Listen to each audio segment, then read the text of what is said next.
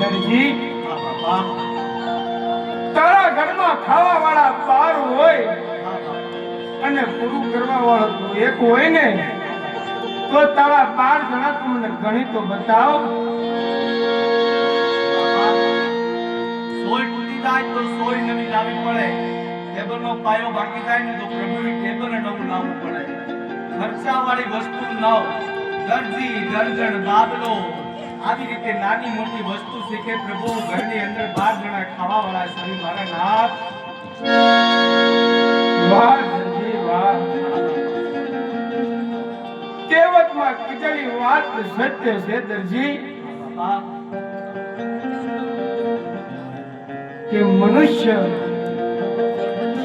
ભગવાનને પણ ચેતવી શકે છે દરજી. જે તું 12 જણા ગણી બતાવ ને, એ 12 માં દરજી 9 તો તારી જરૂરિયાતની વસ્તુ છે ભાઈ. ખાવા વાળા તો તમે 3 છો.